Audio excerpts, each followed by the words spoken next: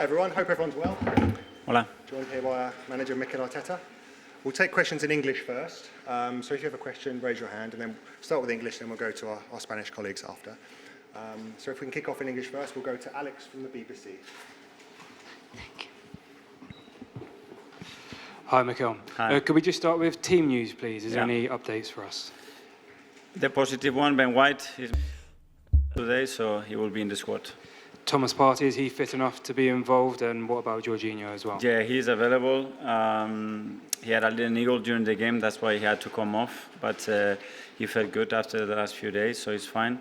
And Georgie, unfortunately, is not here. After the incident of the weekend, he hasn't recovered. So, yeah, our thoughts are with him. How do you approach this game? Do you ignore the fact that you're 3-0 in the lead, or do you take that into account? To win it, the same that we did in London, our preparation has been the things that we have to do, the things that we have to dominate throughout the game in different phases to give us the best possible chance to win the game. That's clear, our mindsets, and that we're going to play tomorrow.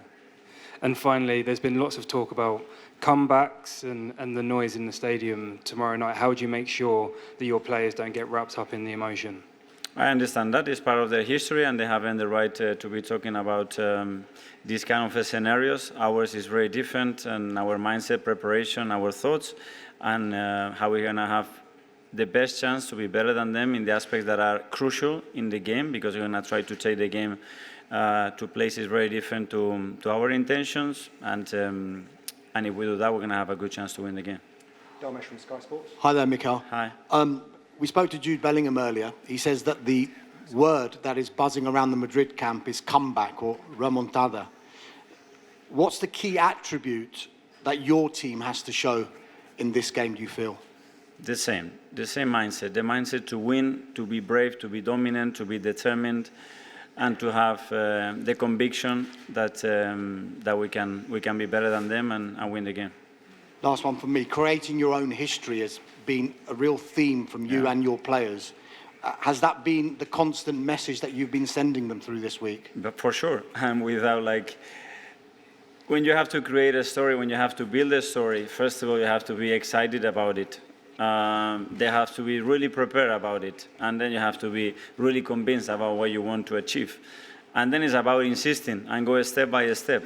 And a lot of clubs have built a history by doing it many times, trying many times, sometimes failing, sometimes being successful. And last year we had an experience, and with that one we want to be better this season and apply that to be in the semi-finals, which it will be only our third time in the history of our football club. John from the Mirror in the UK. Hello, Mikel. When we saw Carlo Ancelotti earlier, he talked about his players needing heart and balls for tomorrow night. I just wonder, from what you've seen this season, can your players match and better that in both departments tomorrow night? Yes, there are three main aspects in the game. It's the physical aspect, the technical and tactical aspect, and the emotional aspect. And that emotional aspect is very significant because I have a lot of reassurance for what the team has done all season, in positive context and in very difficult context, which I think it's probably the pathway and why those things happened. So to prepare us to scenarios like this and to be convinced that we can handle any situation and we're going to enjoy actually playing any kind of game that we have to be thrown tomorrow. Mikel, Independent. Hi, Mikel. Have you done anything different to prepare this week, even psychologically? Because obviously it's quite a strange situation. You're 3-0 up, yet the Madrid kind of noise is trying to make you believe that you should doubt in some way. Yeah, hopefully every game we do it differently. If not, it will be very boring for 70 games, prepare the same plan and the same scenario for the players. So it's a different context, as I said, to the first leg. That's in the past. We take learnings from it, some very good, some others that we have to do still better than we did in London. And then have the capacity to have the intention to take the game where we want and have very able to adapt quickly to any other kind of a scenario to take the game where we want again. Ian, BBC Radio 5 Live. Hello, Mikel. Hi. Two questions in one, if I may. Yeah. How do you block out that external noise? Because the narrative here in Spain is if Impossible. Outside, no, we can do it on the pitch. Now, I understand that is the narrative that is going to give the fuel to them. But also, my other point was, it's over 100 games since you lost by a 3-goal margin. Mm-hmm. Can you talk about that resilience that you've found in the last couple of years? And what would your message be to the team in the dressing room before you leave for the field? That we have to do it again. I think it's over 472 days or something like this, but it doesn't matter. We have to prove it now in this context, and that's the beauty of it. That's the challenge, and that's the great thing about sports. And that we've shown that we are capable of doing it. That has to give us reassurance and confidence that we can do it. And now let's talk on the pitch and do it on the pitch. It's the only thing that matters. Okay, over here to Tom from Football London. Hi, Mikel. Hi. There's been a lot of talk here in Spain, particularly about the word fear and suggesting that Arsenal are fearful of the Real Madrid comeback. Have you seen anything in your players that suggests you've seen any fear in your team this week? No, I wouldn't use that word. I mean, I think respect, admiration for what they've done in the competition as a club over the years, the history that they have, the values that they defend. Unbelievable, amazing, an inspiration for any coach, any manager, any team. But after that is the competition, is what we are going to face tomorrow, an opposition that we know very well and that we are determined to go out there and try to win the game. And obviously all the talk and all the videos that people watched over and over again was around Declan Rice's free kicks. Has he been practicing more this week? Yes, he has, and if he can create any more of those moments, that will be amazing. It was a great moment. I think the third goal as well was beautiful to watch, a very collective goal, and yeah, when you come to that stage, you're going to have big team moments, big individual moments, and that's time to do it on the pitch. Phil PA. Hi, Mikel. You said obviously if Arsenal get through, it's only the third semi-final. If you get it over the line, do you think that's the greatest achievement of your career? And do you sense any nerves at all within this squad ahead of tomorrow's game? I think it's excitement. I think when we talk about creating that, look how small the history is. We never won the competition, and we are trying to do something now consistently where we can start to dominate the European competition. And we have to earn the right tomorrow to do that. In these big stages, it doesn't get any better than this, and I think it's a great opportunity for the team to do it. Okay, we'll get to as many people as possible, but the last two in English now. Firstly, Jordan from The Sun behind you there. Thank you. Hi, Mikel. Hi. You say about it's impossible to block out the noise and the narrative before the game starts. Is there any danger that when the players walk onto the pitch, it's going to be in their minds that they can do this, they have done this before? What if we're the next team to suffer? We have tried to repeat the opposite message. So in the brain of the players, what they have here in the last 72 hours is something completely different. And we are very close to them. And hopefully that's more powerful than anything else. But again, you have to be out there, you have to experience it, you have to feel it, and you have to go through it. And that's what we have to do tomorrow. Okay, finally one in English for Isan from the Daily Mail. Hi, Mikel. With obviously Declan Rice's two free kick goals just the other week, has that kind of whetted the appetite for more from him from an attacking sense? And in terms of midfielders in England, how high would you rank him up there after his performances this season and last season too?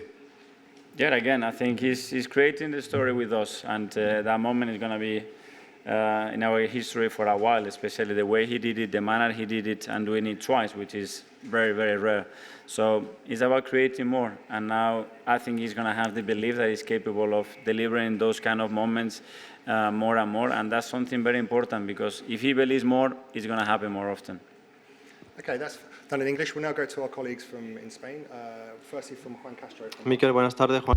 Hi, Mikel. Juan Castro from Marca. Welcome to Spain.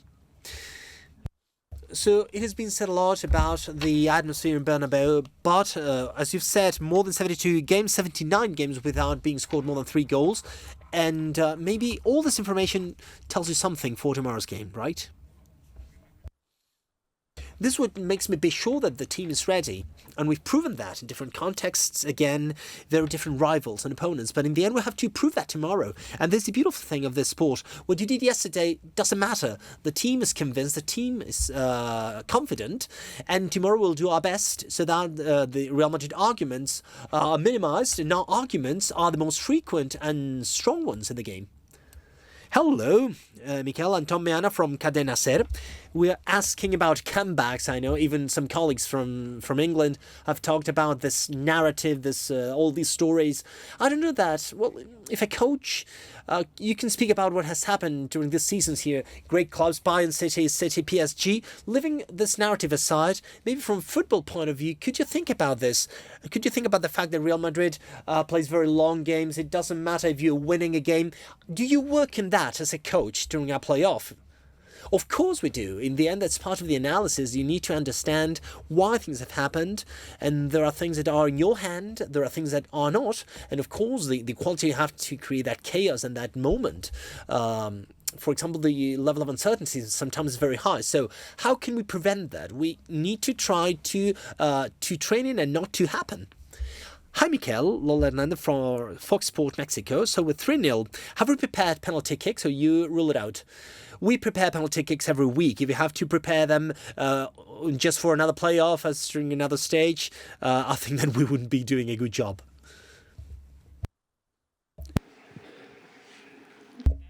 Hello, Mikel. Diego Plaza, El Chiringuito. So a few years ago in 2021, if I'm not mistaken, when you were going to go to Anfield, you were training with a You Never Walk Alone on loudspeakers. Have you done something similar, or have you prepared your players from a psychological point of view for the atmosphere here in Bernabeu tomorrow? No, I haven't done that. I think that it's a different game, but the emotional part, the mental part is that. They have to be sure and confident that we are ready. They need to have arguments for them to know that we are ready and confident, and that tomorrow we have to be bold and brave to do it. And this is what I've tried to convey to my players, and they have to feel it. We did that in London, it happened, and now we have to do that in different contexts, and that's the beautiful thing of being in such a situation. Hello, Mikel. One question, maybe it's a little bit stupid, but why should you play to win when you are 3-0?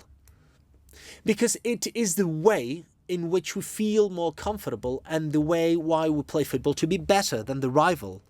And so that the chances we have to win are as high as possible. We try to understand what the opponent wants to do, where they want to bring the game to, and the closer we are to that, the closer we'll be to semi-finals. ¿Qué tal, Miguel? Hi, Mikel. Juan Mabadia for Notice Sports. A lot is being said about the team, about the comebacks, but how do you feel 24 hours before the game? And would you say that it's the most important game in your career? Well, I'm ready to play. I really want to play. I really want to be there with my players, with the club, in a scenario that, well, in the end, this is what we've tried to do in the last years, in the last seasons, to position the club at this level against the best opponents in Europe. And we want to be better than them, and we want to be in the semi-final. Firstly, the gentleman in the white at the back there, with the hand up at the back there, and then we'll come to the final question with this gentleman down here. Buenas tardes, Hello, Mikel, for HSM Sports. First of all, I would like to ask if you feel under pressure for tomorrow, and second, if you feel comfortable in these contexts, knowing how important a day like tomorrow will be for your personal story. Well, the most beautiful days in the week are the days that when we play, when you feel that adrenaline, that will to compete. And this is why I love this profession. I love this job. And if I had to pick one of the scenarios that I like the most, it would be this one. So I'm really looking forward to doing it. Hello, Marcelo Dobal from Dosis Futbolera. In one of your answers in English, you've talked about the three factors in English: the physical, technical, and tactical, and emotional. You know that if the game moves to emotional side, well, maybe you could lose in this stadium. What does Arsenal have to do for football to be the most important thing here and not the emotions? Well, it depends. If we have a positive mood and if they feel frustrated, maybe the game would be much closer than what we want to do. But this would depend on every action of every moment on how the game evolves. But in the end, the context of the result, especially at the beginning of the game, can't change that much because, as you've said, the game will be in opposite direction. Thank you very much. Cheers.